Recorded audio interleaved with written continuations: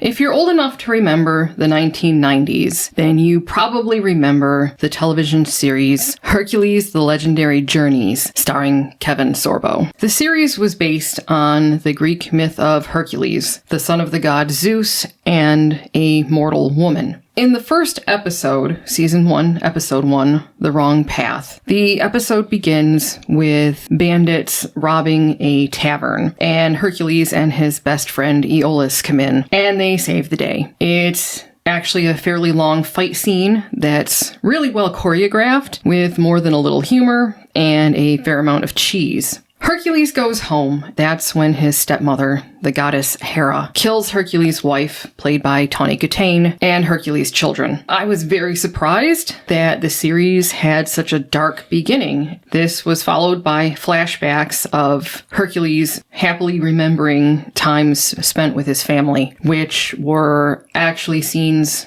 from the 5 made-for-TV movies that preceded the television series. So Hercules then tells Aeolus what happened. It was really sad. Hercules is obviously livid, with good reason, and he is going after his stepmother Hera. He tells Aeolus that it's something that Hercules has to do on his own. In the next scene, Hercules is in his house, destroying all of his furniture, when a man approaches and asks for Hercules' help. Hercules turns the man away, and since Hercules is unable to help, Aeolus volunteers to go with the man to his village and see what he can do. There is a she-demon that is turning men to stone and stealing their souls, giving those souls to Hecate, Hera's sister, to give to Hera, because the villagers refuse to sacrifice their firstborn sons to Hera. Meanwhile, Hercules has stacked up all of his broken furniture in his living room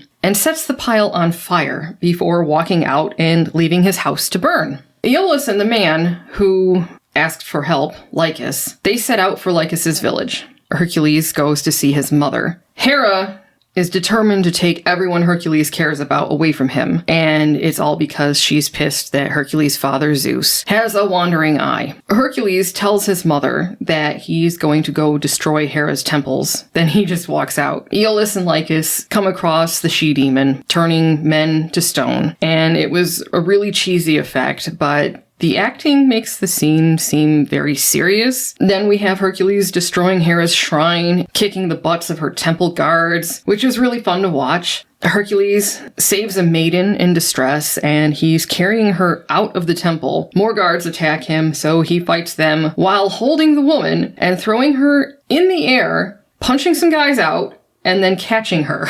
The choreography and the execution were really well done in this scene. It just seems like they spent so much time. It actually appears like a dance sometimes, the way that the fight moves are carried out. And it's just, you don't really see much of that these days. And I'm sure a lot of people would just call that overly dramatic and cheesy, but it really is a fun watch. It helps you escape. Just, it's so much fun to watch this. So Hercules gets the woman out of the temple. She asks Hercules to escort her home to Ister, which is where Aeolus and Lycus have gone. Aeolus and Lycus arrive in Ister. There's a whole field of men who have been turned to stone.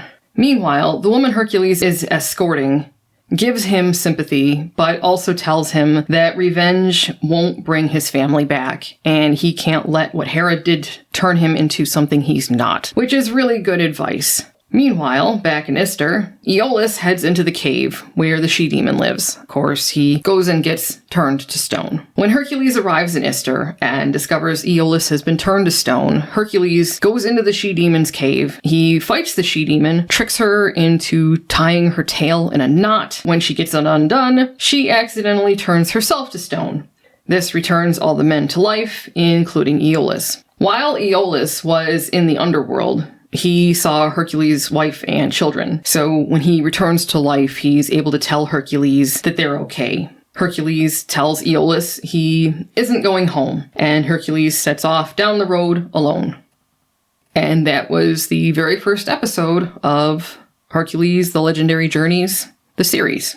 Now, I briefly made mention that before the series began, there were 5 television movies that came before. These films are not easy to come by.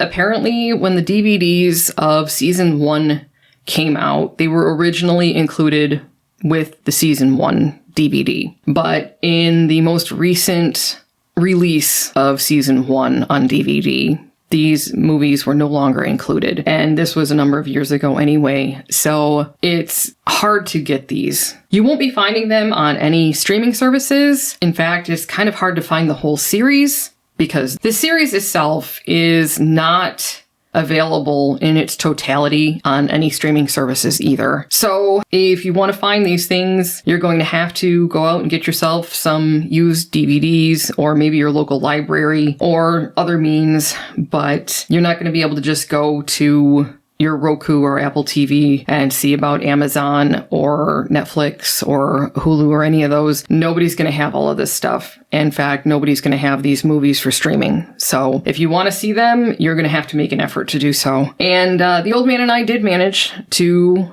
get our hands on all of these 5 films, and we watched them. Some of them were better than others, although I found all 5 worth watching.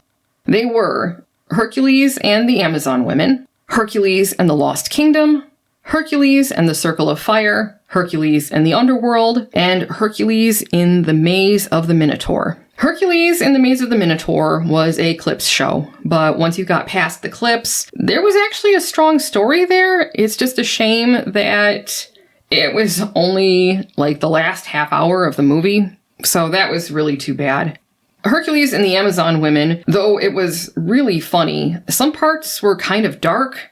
Some of the content would be massively a no-no these days. If you've seen the Futurama episode with the Amazon Women and Snoo Snoo, then you have an idea of what was going on in this Hercules movie. I can see why this film is hard to find in our current era.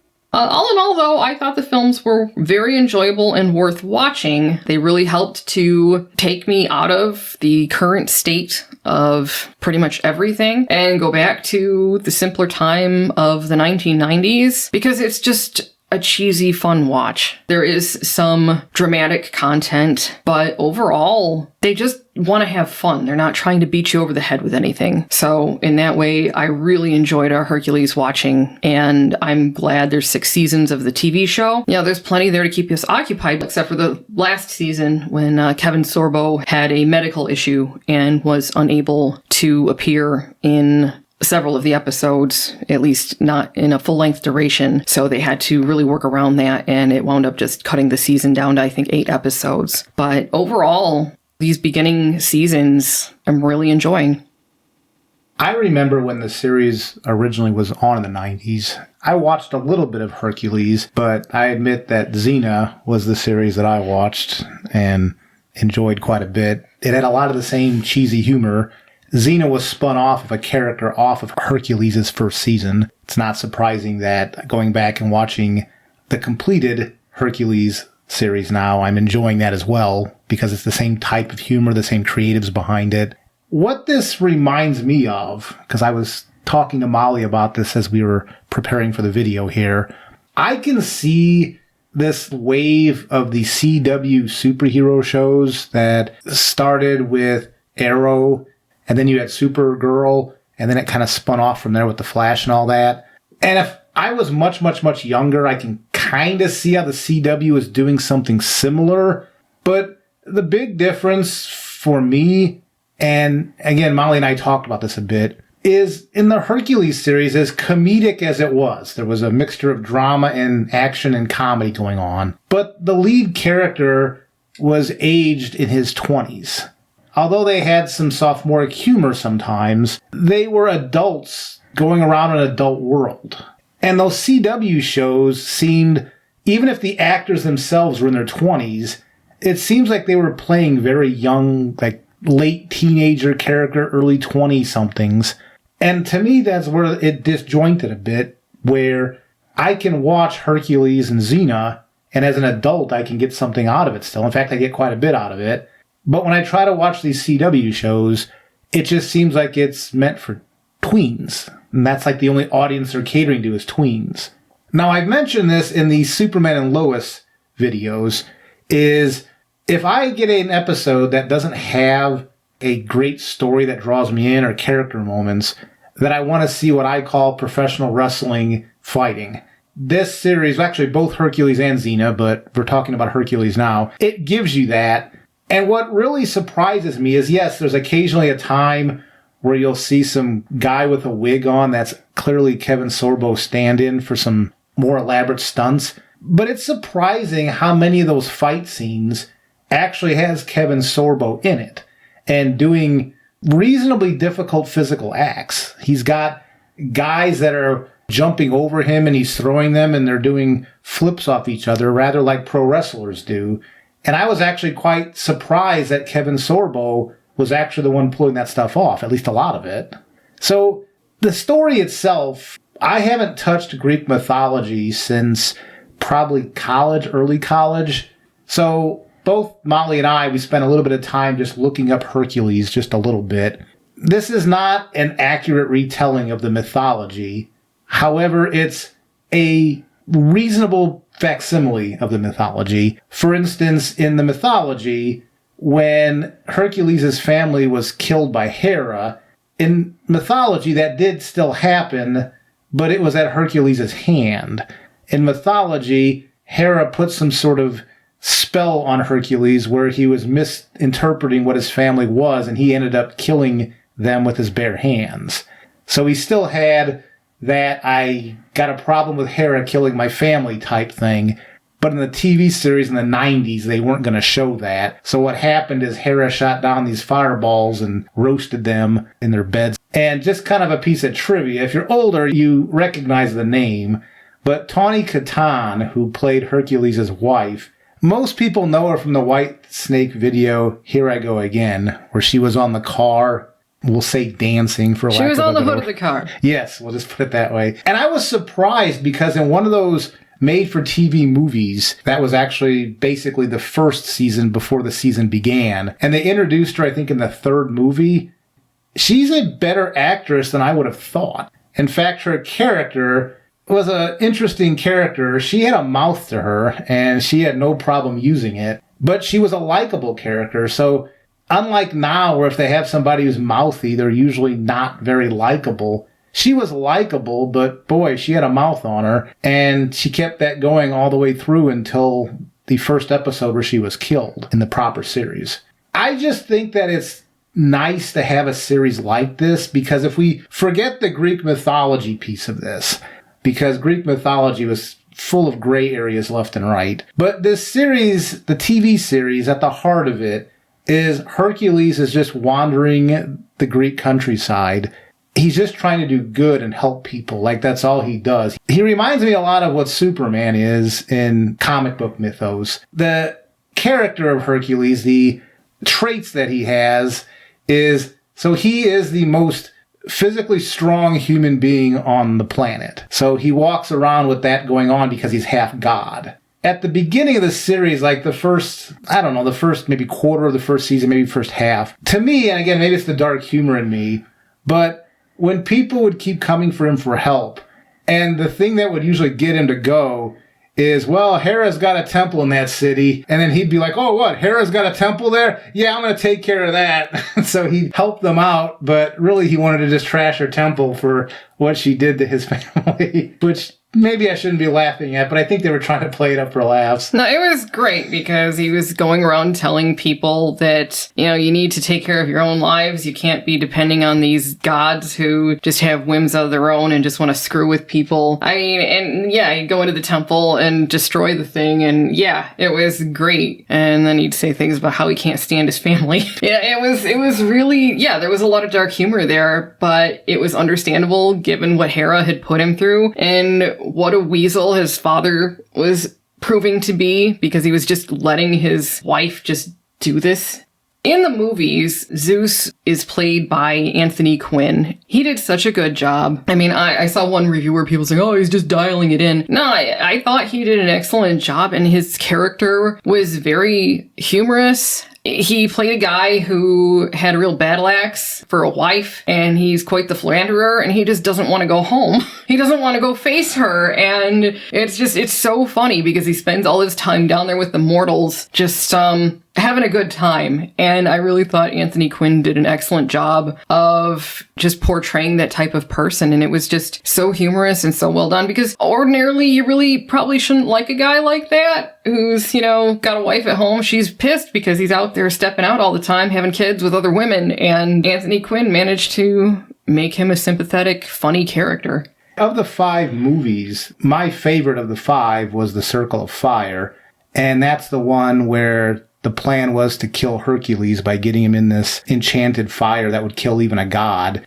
Hercules and his dad, Zeus, they had a standoff where Zeus was trying to protect his son from killing himself. And, it was a line something like you may be the world's strongest mortal, but I'm Zeus, king of the gods. And he was like throwing lightning bolts down to try to warn him away. And yes, it was a cheesy scene as far as the way the CGI was, but throughout the movies, you could tell that this Zeus in these movies cared about Hercules the son, and that probably was his favorite of his sons. And so the acting was portraying that. And Anthony Quinn, he did a great job in kind of he was playing basically a piece of crap cheater, but in a way where you could understand where he was coming from. I mean, his wife, Hera, was nasty. He did not want to stay with her.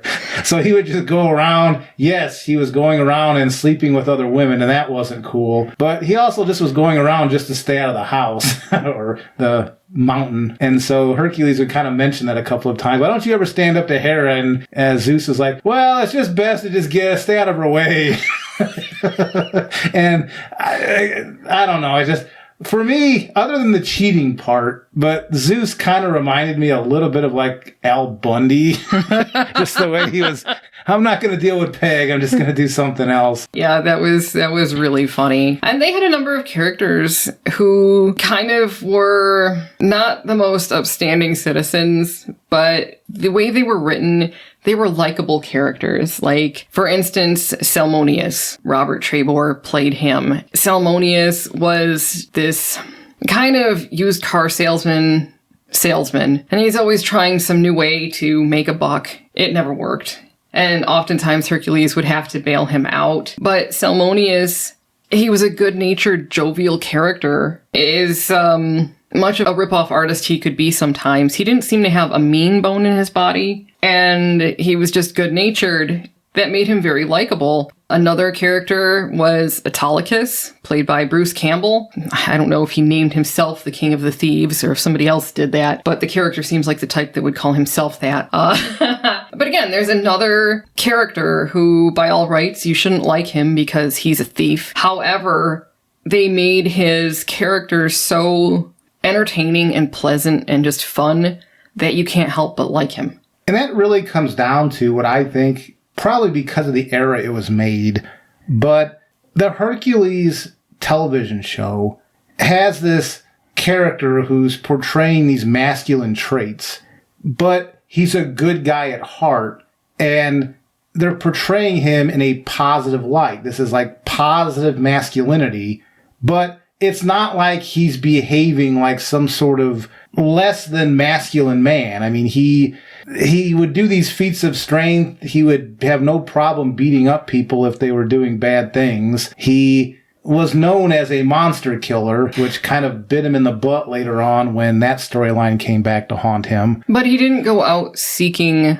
fights. No. I mean, aside from going out and destroying Hera's temples. Yeah. But again, that was understandable. And eventually that wears off, shall we say. I mean, obviously he still has beef with Hera, but it's not like the primary motivation that he has. He's just a genuinely good guy who recognizes that he has these attributes that no other human has because he's half god. And he goes out and he helps people because he has the ability to do so. So he feels it's his duty to go out and do that. Even when Zeus is telling him, no, don't do that, you'll get yourself killed, Hercules goes and does it anyway, which tells you something about his character. Yeah, and I think a lot of the reason that Hercules is likable is the actor who's portraying him, Kevin Sorbo, because later on he played Captain Dylan Hunt on Andromeda.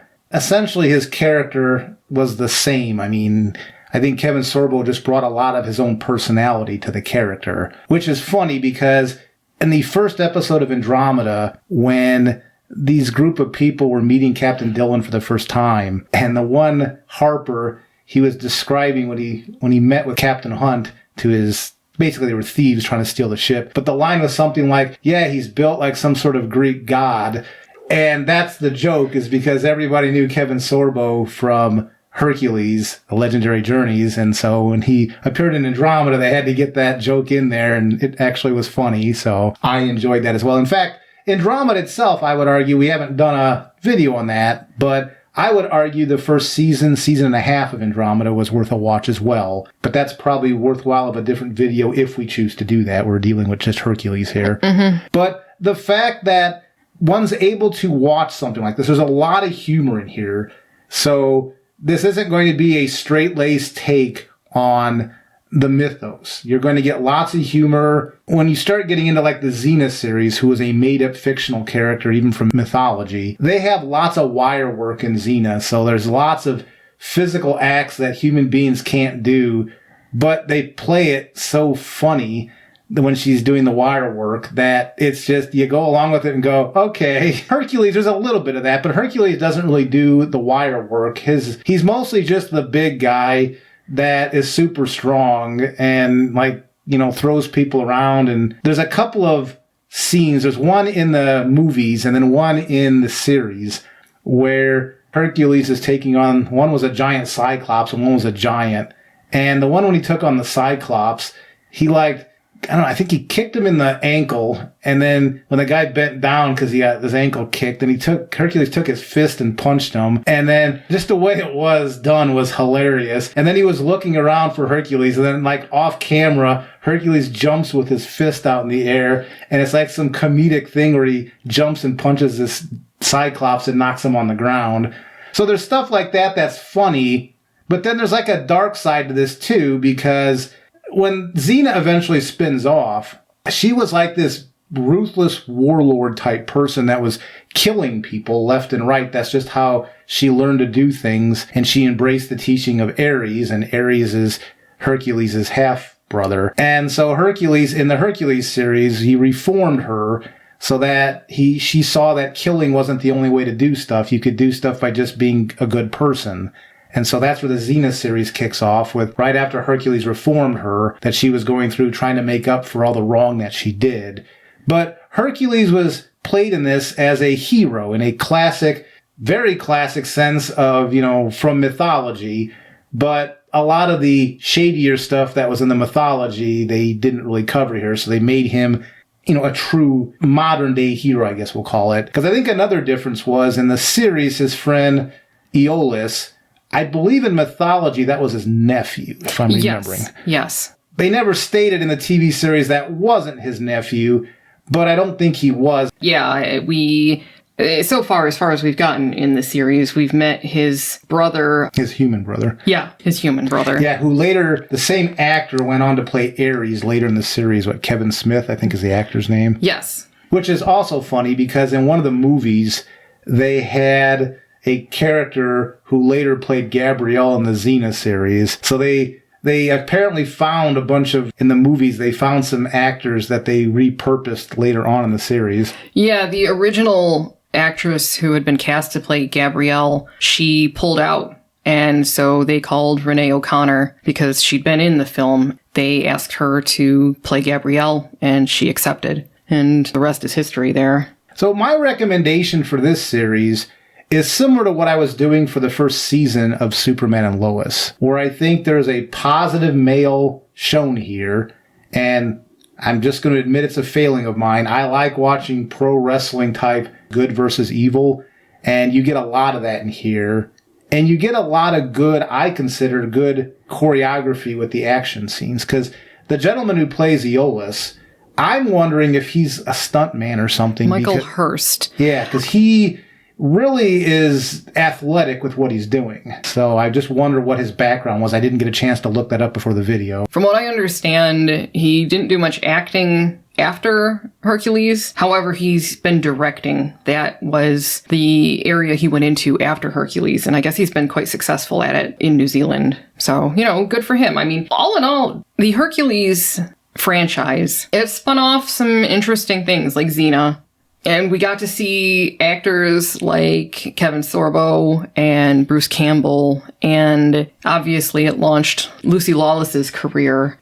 And it's funny, we haven't mentioned this yet, but then I guess there was a spin-off called Young Hercules that starred Ryan Gosling, a very young Ryan Gosling. And obviously he went on to be quite the, movie star is the proper term. There was a Xena episode we watched a couple of days ago. They had a very, very, very young Carl Urban who played McCoy in the J.J. Abrams franchise of Star Trek. So there's lots of actors that one wouldn't have expected to see in these things in the 90s. It's a nice watch to see what, I'm not going to call them cameos, but just actors who you didn't know they were going to be something different when they grew up. That's a nice way to put it. Yeah. Yeah. These Hercules are hard to get a hold of, period, as far as streaming. Xena is a little bit easier to find. I do believe there's a couple of services that have most of the Xena episodes. But Hercules, I mean, we've been kind of tap dancing around this, but he fell out of favor in Hollywood due to his beliefs. Yes. Yeah. And so I think they're purging what they can of Kevin Sorbo stuff off of streaming services. Yeah, I mean, we'll see where that is going because he formed his own studio. He actually has a film that released this week. I think it was called Miracle in East Texas, which hasn't happened in a while. So maybe because of the writer's strike and the actor's strike, maybe that has opened up a pathway for him to get back into Hollywood, back into theaters to get his stuff seen again. Because again, I'm not going to hold it against him because of his faith. I'm just not, just because I'm not of the same, I'm not a religious person, but I'm not going to hold that against somebody who is. I think it's ridiculous to cancel people because you don't like their beliefs. That just seems very wrong to me. I guess I'm just one of those free speech people, live and let live. If he wants to believe that, that's fine. And I'm not going to cancel him for that. That's just stupid. So I'm glad to see that he has something in the theater again, because from what I understand, they did a pretty decent job of keeping him out for a long time just because they didn't like his beliefs. And because of that, you're going to have a difficult time even finding the proper Hercules series. The movies are almost impossible to find unless you get a first iteration of those DVDs that were released. Yeah. I'll just say if you're creative online, you can find almost anything you want, and I'll just leave it at that. My recommendation would be if you like watching a type of superhero where the person is actually doing heroic things, there's tons of action in every one of these episodes, but you'd be surprised how much stories are in these too, because rewatching these like I have been doing, I've been surprised because I remember from the 90s, like I said, I was more of a Xena watcher than a Hercules watcher. I never really thought much of Hercules except, we're going to get some good pro wrestling action. But rewatching these, there's actually quite a bit in there, especially at the beginning, like when Hercules is destroying those temples and wherever Hera's got a temple there and you need my help, let's go. And then there was this one scene in one of the episodes where he was dealing with a manifestation of his half-brother Ares. As he was fighting, made this offhanded comment. I can't do it justice, but he was like, I hate my family. Or he said something like that. Yeah. So there are some really great, funny moments. And again, I love the cheese. I love the over-the-top choreography with the fight scenes. I mean, it's fantastic. Like I said, it's like watching a dance. It's just that good. Above all, I like the uplifting messages that we get from these episodes. Hercules is always out there trying to help people. He succeeds. He's not some broken down, Superman letting people die because, you can't let people see who you are. I mean, just garbage. It's not like that dark crap that we've been getting for I don't know how many decades now. Well, it's actually the opposite because his dad, Zeus, kept telling him, don't do that. You'll be risking your life. Don't do that. And then Hercules is like, well, I'm going to do it anyway. Exactly. Yeah, he knew the difference between right and wrong. He knew that he had an obligation to use his gifts to help people because nobody else could. Even though his father would tell him not to do it, he's like, I'm going to do it anyway. That's such a refreshing message to be receiving right now from entertainment, because things made now just don't have that. No, and how he reformed Xena, that was another good thing, because that's something that you'll notice between the two shows that are a bit different. Hercules normally will just beat the crap out of the bad guys, but he usually lets them live. Whereas Xena, she just kind of goes choppy with people, so hers is a little bit different form of justice than There's Hercules. something to be gotten out of both shows. I'll admit, I so far prefer Hercules. I like the jovial nature of the show more than the somewhat darker nature that you get from Xena. That's just my preference. But I would recommend to anyone, if you can get your hands on the Hercules series, to get them and just give it a watch. And it's just been a great way to escape everything that's going on right now. It has better action than you would think from a movie from that era, or TV show from that era. Yeah. The action, the pro wrestling fighting alone is worth the watch, in my opinion. If that's all that you're looking for, you'll at least get that. But I also think there's story pieces in a lot of the episodes that you're going to get surprisingly more story than you would think. Yeah, I really miss first run syndication from the 1990s because a lot of it was so superior to first run streaming service shows that we get now. Anybody else out there, Hercules fans or not, love to hear from you. So put your thoughts in the comments below. Take care.